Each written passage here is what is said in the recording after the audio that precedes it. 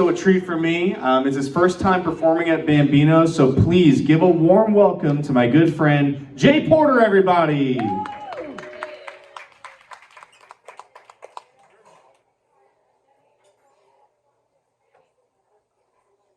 Hey folks, I'm Jay Porter.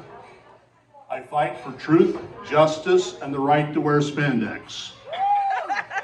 This is family friendly tonight, so no spandex modeling.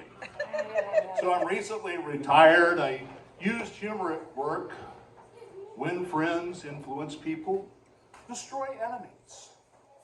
I've lived here in Vallejo like 25 years. You know, Vallejo now, wow, wild town. You know, police here, they've got a new automated response system. Let me tell you what it sounds like. Vallejo PD here, press 1 if you are being robbed. Press 2 if you are being murdered. Press 3 if you are missing your statue. That's a new entry. But a lot of y'all, you know, Vallejo, a lot going on right now.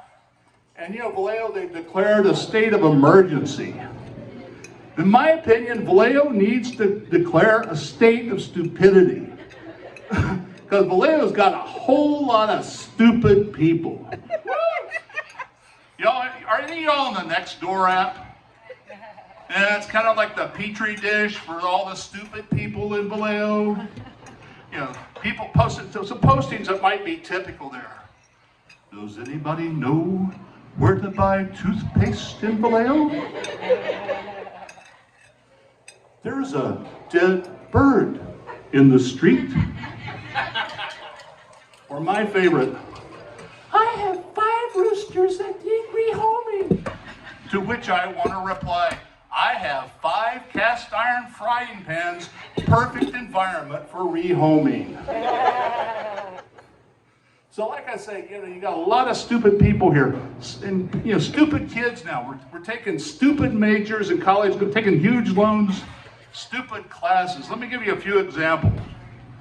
Occidental College in Southern California, they have a class in stupidity. UC Berkeley here, they have a class called Arguing with Judge Judy. Not California law, but just how to get on Judge Judy and argue with her and win. You know, dead-end careers. Vincennes University in Indiana, bowling management. Can you imagine the class? The bowling shoes? Okay, kids, this is going to be on the test. How often do we clean our shoes? How often? Come on, kids, this is going to be on the test. Or the ultimate major. Now just imagine you're home. You're home at Christmas time. Your daughter has brought home a young man from college, introduces himself at the dinner table, and they say, "What are you majoring in, young man?" And he says, "Puppetry." Now, what the heck are the classes in a puppetry major? Hand Puppets 101? Marionette Management? Ventriloquism, when good puppets go bad. And then you ask, how the heck are you going to make a living? I mean, are you going to work for Disney, Jim Henson, the Muppets? He's like, no, man. I want to do freelance puppetry. I don't want to work for Big Puppet. That's Big Puppet. Okay. So anyway, you know, kids are graduating. They don't have a lot of critical thinking skills. And thinking of critical thinking skills, think about, you could get a call from your guidance counselor at school if they had career day and you go, Mr. Smith, we don't know how to tell you this, but your child at career day said they wanted to be a TSA agent. Who the heck grows up wanting to be a TSA agent? So I'm going to tell you a little story about me and my wife a few years ago traveling. How we dealt with TSA slightly differently. My wife's smarter than me. But I'll tell you this tale. So we visit, that time he was alive, my wife's 96-year-old uncle. This guy was Pearl Harbor survivor, World War II, trained some of the first special forces. One of the first LAPD helicopter pilots. The guy actually arrested Charlie Manson. This guy was a badass. And guys like that they don't sit around, they reinvent themselves. So at age 96, this guy had developed a new career. He was a gopher sniper. He went out on the ranches up there. It's a big deal because the gopher holes, the cows step in them, they break their legs, it's a lot of money. So anyway, he showed my wife, the day we left, he showed my wife his military grade gopher sniper rifle. And my wife looks down the scope, she touches the trigger. We don't think anything of it until 10 hours later, we're in the Salt Lake City airport. And so my wife's going through, and they pull her over for a check, and guess what? Gunpowder residue underneath the fingernails. Now, does my wife say, hey, I can solve this issue? My uncle, the gopher sniper, I was handling his assault rifle this morning. No, my wife's quiet, and she goes, what, really? Gunpowder? Wasn't that amazing? So after a while, they come back with my wife. They go, that has to be just a false positive. You go on and have a wonderful day. But on another leg of the trip, I wasn't quite as smart. So a little bit TMI here, but us older guys, we have some time to time, we develop some leakage, and we have to wear a pad.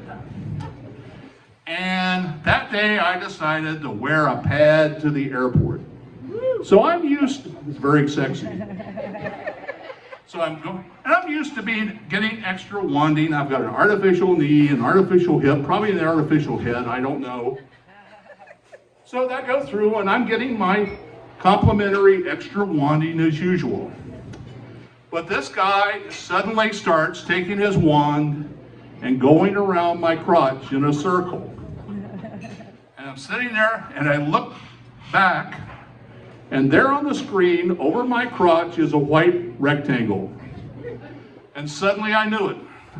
I was a suspected pea pad bomber. So the guy continued to frisk me and frisk me. And I sat there and at this moment, I wasn't smart as my wife. And I said, sir, I can solve your problem. Let me just reach in my pants, pull out my pea pad, you can examine it, and we can all move on with our life. Well, you can't just be brandishing a pea pad of mass destruction at the airport. So, what is any TSA agent in that case? A good TSA agent, he brings on his supervisor. And let me tell you something, he was not a supervisor by accident. The first thing he noticed is I had a belt on. So I had to remove that belt. And then he would begin more vigorous frisking, up and down the sides. And my pants started to fall off.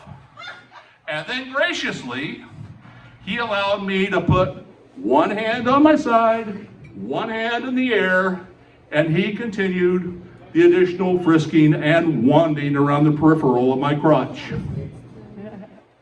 After a little bit, due to giving due credit, he told me he was going to perform an official TSA activity known as the crotch grapple. And after the appropriate crotch grapple, he determined that I was no longer a national security threat. I then hobbled forward, nearly losing my pants, shoeless, wondering if I needed a cigarette or a cuddle. And as God is my witness, I will never wear a pea pad to the airport again. Thank you guys.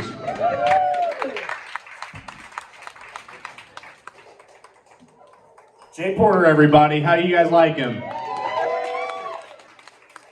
That guy's so funny. You guys want him to come back sometime? Cool. He's from Vallejo. I have a feeling he's going to be coming back for you guys.